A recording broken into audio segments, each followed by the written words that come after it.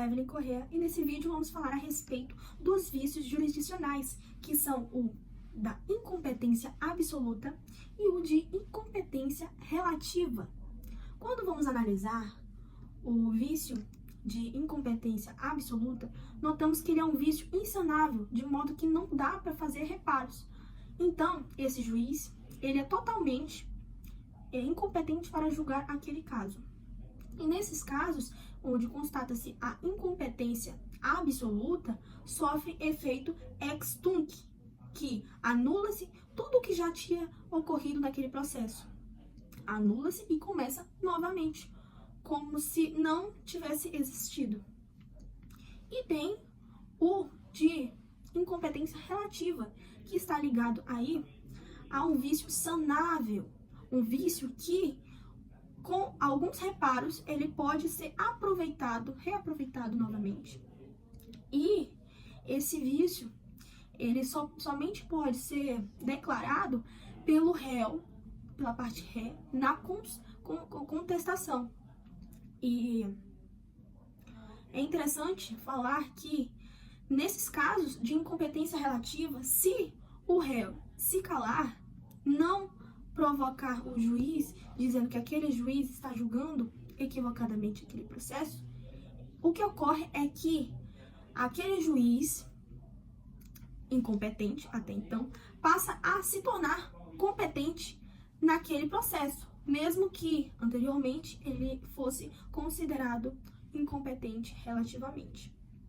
E essa transformação, essa mudança de incompetente para competente é chamado de princípio do perpetuatio jurisdictionis, que é quando o juiz ele se fixa no processo, de modo que somente ele poderá julgar dali em diante. Mesmo sendo anteriormente incompetente, aí ele passa a ser definitivamente competente. É interessante dividir essa incompetência absoluta a determinados critérios referentes à tipicidade da competência, que existem 5 tipos, 5 critérios que vão ser analisados no processo para endereçar corretamente aquele processo, que é em razão da matéria, em razão da pessoa, em razão da função ou cargo que aquela pessoa ocupa, em razão do valor da causa e em razão do território. E o que acontece quando ocorre essa incompetência absoluta? A incompetência absoluta, ela é referente aos critérios de competência em razão da matéria, da pessoa e da função, ou cargo que ela ocupa. Por quê? Porque o Estado, ele é uma matéria pública, onde o Estado, ele manda e os demais cidadãos obedecem, ou seja, a vontade das partes não pode ser levada em consideração. Mas existem casos onde a vontade das partes pode ser levada em consideração em detrimento da vontade do Estado, que são os casos de critérios de competência em razão do valor da causa e em razão do território. E essas duas, ela não é referente à incompetência absoluta, mas sim da relativa. Interessante também sabermos um exemplo de cada um deles para ser analisado e interpretado melhor. Em razão da matéria, quando um juiz, quando um advogado, ele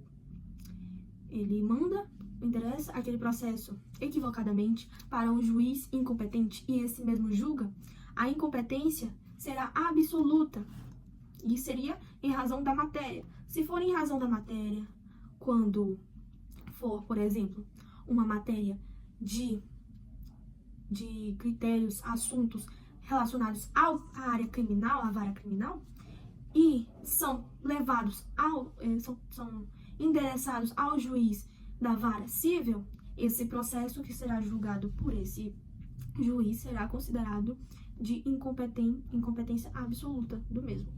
Mas se for em razão da pessoa, por exemplo, a pessoa é uma empresa e aí ela envia para uma justiça diferente. Por exemplo, a justiça federal.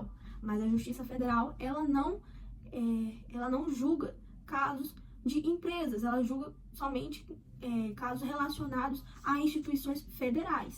Em relação à função, ele é uma opção do legislador. Então, se refere aí a um privilégio, uma prerrogativa do cargo de algumas pessoas somente, que são as funções de pessoas que exercem função de presidente da República, ou vice-presidente, também membros do STF. Então, se for encaminhada para uma justiça diferente da justiça que vão ser julgados, que não foram privilegiados, eles vão ser julgados em primeira instância no STF, somente em relação ao critério funcional. Por quê? Porque eles têm essa prerrogativa em razão da lei, que o legislador escolheu isso. Mas, nos outros casos, em valor da causa e territorial, se for encaminhada para um local diferente, por exemplo, um juiz diferente, aí o réu tem que, na hora da constatação, ele tem que reclamar isso para que surta efeitos no processo dele. Caso contrário, tudo aquilo que for dito por aquele juiz será levado em consideração e aquele juiz se prenderá naquele processo como se fosse um carrapato, que é o princípio do perpetuatio jurisdictionis.